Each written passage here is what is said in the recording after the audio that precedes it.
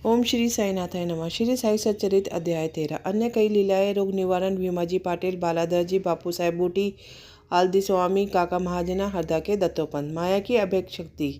बाबा के साथ सदैव संक्षिप्त, अर्थपूर्ण, गुण और विविधतापूर्ण तथा समतल रहते थे। वह सदा निश्चित और निर्भय रहते थे। इनका कथन था कि मैं फकीर हूँ, ना तो मेरे स्त्री है और ना मेरे घर द्वार। सब चिंताओं को त्याग कर मैं एक ही स्थान पर रहता हूँ, फिर भी माया मुझे बहुत कष्ट पहुँचाया करती है। मैं स्वयं को तो भूल चुका हूँ, परंतु माया मेरे को कभी भी नहीं भूलती, क्योंकि वह मुझे अपने चक्र में फंसा लेती है। श्री हरि की यह माया ब्रह्मादि को भी नहीं छोड़ती, पर फिर मुझे सरीके फकीर का तो कहना ही क्या है। परंतु जो हरि की शरण लेंगे वह उनकी कृपा से माया जल से मुक्त हो जाएंगे। इस प्रकार बाबा ने माया की शक्ति का परिचय दिया।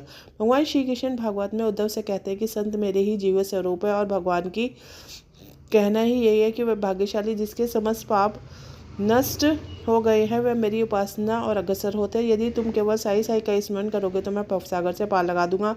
इन शब्दों पर विश्वास करो, तुम्हें अवश्य लाभ होगा। मेरी पूजा के निमित्त कोई सामग्री अष्टांग योग की आवश्यकता नहीं है, मैं तो भक्ति में निवास करता हूँ। अब आगे देखिए कि अनाश्रितों के आश्रयदाता साई ने भक्तों का कल्याणार्थ क्या क्या किया।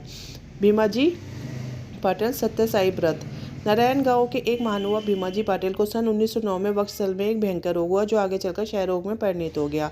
उन्होंने अनेक प्रकार की चिकित्सा की, परंतु लाभ कुछ ना हुआ। अंत में हताश होकर उन्होंने भगवान से प्रार्थना की, नारायण हे प्रभु, मुझे अनाथ की सहायता करो। यह तो विदित है कि जब हम सुखी रहते हैं तो भगवान स्मरण नहीं करते, परंतु जो ही दुर्भाग्य घेर लेता है और दुर्दिन आते हैं तो भी हमें भगवान की याद आती है। इसलिए भीमा जी ने ईश्वर को पुकारा। उन्हें विचारा है कि क्यों ना साईं बाबा के परम भक्त श्री नाना साहब चंद्रकर से इस विषय में परामर्श किया जाए, और इसी हेतु उन्होंने अपनी स्थिति पूर्व विवरण से उन्हें पत्र में लिख भेजी, उचित मार्गदर्शन के लिए प्रार्थना की।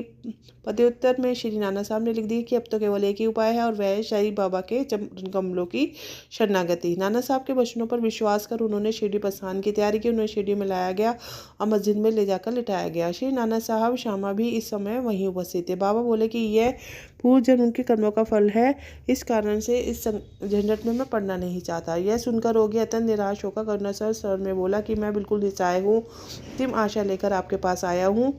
आपके श्री चरणों में आपसे दया की भीख मांगता हूँ। हे दीनों के शरण, मुझ पर दया करो। इस प्रार्थना से बाबा का अत्यंत दिव्यत हो गया और वह बोले, अच्छा ठहरो, चिंता ना करो, तुम्हारे सारे दुखों का अंत शीघ्र होगा। कोई कितना भी दुखित और पीड़ित क्यों ना हो, जैसे ही वह मस्जिद की सीढ़ियों पर पैर रखता है वह सुखी हो जाता है। मस्जिद का फकीर बहुत दयालु है, वह तुम्हारा रोग भी निर्मूल कर देगा। वह तो सब लोगों पर प्रेम और दया रखकर रक्षा करता है। रोगी को हर 5वें मिनट पर खून की उल्टियाँ हुआ करती थी, परंतु बाबा के समक्ष उसको कोई उल्टी नहीं हुई। जिस समय से बाबा ने अपने श्री मुख से आशा और दयापूर्ण शब्दों में उदागर प्रकट किए, उसी समय से रोग में पलटा खाया। बाबा ने रोगों को बीमारी के घर ठहरने को कहा। यह स्थान इस प्रकार के रोगी के लिए सुविधाजनक और स्वास्थ्य पड़ता ना था, फिर भी बाबा की आज्ञा कौन टाल सकता था। यहाँ पर रहते हुए बाबा ने 2 सौपन देकर उसका रोग हरण कर लिया। पहले सौपन में रोगी ने देखा कि एक विद्यार्थी और शिक्षक के सामने कविता मुखांग ना सुनने के कारण दंड वेतों की मार से सैनिक कष्ट भोग रहा है। दूसरे स्वर्ण में उसने देखा कोई हृदय में नीचे से ऊपर से नीचे की ओर पत्थर घुमा रहा है, जिससे उसे असह पीड़ा हो रही है। सौपन में इस प्रकार का कष्ट पाकर वह स्वस्थ हो गया और घर लौट के आया। फिर वह कभी कभी शिरडी आता और साईं बाबा की दया का स्मरण कर सात्संग प्रणाम किया करता था। बाबा अपने भक्तों से किसी वस्तु की आशा न करते थे, वह तो केवल स्मरण, दृढ़ निष्ठा और भक्ति के भूखे थे। महाराष्ट्र के लोग प्रतिपक्ष या प्रतिमास सदैव सत्यनारायण का व्रत किया करते थे, परंतु अपने गांव पहुंचने के पर भीमाजी पाटिल ने सत्यनारायण व्रत के स्थान पर एक नया ही साई व्रत प्रारंभ कर दिया। बाला गणपत दर्जी। एक दूसरे भक्त जिनका नाम बाला गणपत दर्जी था, एक समय जोर से पीड़ित हुए। उन्हें सब प्रकार की दवाइयाँ और काढ़े लिए, परंतु उन्हें कोई लाभ ना हुआ। जब जोर तिल मात्र भी ना घटा तो वे शिरडी दौड़े आए और बाबा के श्री चरणों की शरण ली। बाबा ने उन्हें विचित्र आदेश दिया कि लक्ष्मी मंदिर जाकर एक काले कुत्ते को थोड़ा सा दही और चावल खिलाओ। यह वह समझ ना सके इस आदेश का पालन कैसे करे। घर पहुंचकर चावल और दही लेकर लक्ष्मी मंदिर पहुंचे, जहाँ एक काला कुत्ता पूंछ हिलाते हुए दिखा। उन्होंने यह चावल और दही उस कुत्ते के सामने रख दिया, जिसे वह तुरंत दिखा गया। इस चरित्र की विशेषता का वर्णन कैसे करूँ कि उपयोग किया करने के मात्र से ही बाला दर्जी का जोर हमेशा के लिए जाता रहा। बापू साहेब बूटी। श्रीमान बापू साहब बूटी एक बार अम्ल पित्त के रोग से पीड़ित हुए। उनके अलमारी में अनेक औषधियाँ थी, परंतु कोई गुणकारी नहीं हो रही थी। बापू साहब अम्ल पित्त के कारण अति दुर्बल हो गए थे। उनकी स्थिति इतनी गंभीर हो गई थी, अब मस्जिद में जाकर बाबा के दर्शन करने में भी असमर्थ थे। बाबा ने उन्हें बुलाकर अपने सम्मुख बिठाया और बोले, सावधान, अब तुम्हें 10 ना लगेंगे। अपनी उंगली उठाकर फिर कहने लगे, उल्टियों में आवश्यक रुक जाएंगी। बाबा ने ऐसी कृपा की कि रोग समूल नष्ट हो गया और बापू साहब पूर्ण स्वस्थ हो गए। एक अन्य अवसर वह हैजा से पीड़ित हो गए, फलस्वरूप उनकी प्यास अधिक तीव्र हो गई।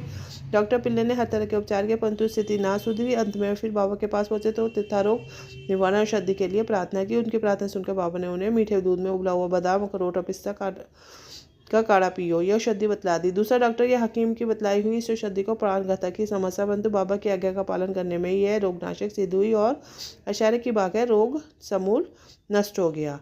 आलंदी के स्वामी। आलंदी के एक स्वामी बाबा के दर्शनार्थ शिरडी पधारे। उनके कान में अस्य पीड़ा थी, जिसके कारण एक पल भी विश्राम करना दुष्कर था। उनकी शल्य चिकित्सा भी हो चुकी थी, फिर भी स्थिति में कोई विशेष परिवर्तन न हुआ। दर्द भी अधिक था।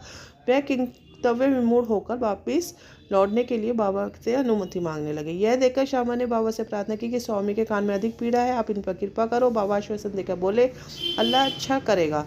स्वामी जी वापस पुणे लौट आए। एक सप्ताह के बाद उन्हें शिरडी को पत्र भेजा कि पीड़ा शांत हो गई है, परंतु सूजन अभी पूर्ववत है। सूजन दूर हो जाए इसके लिए वह शल्य चिकित्सा कराने बम्बई गई। शल्य चिकित्सा विशेषज्ञ ने जांच करने के बाद कहा कि शल्य चिकित्सा की कोई आवश्यकता नहीं। बाबा के शब्दों का गुणार्थ हम निरे मूर्ख क्या समझे। काका महाजनी।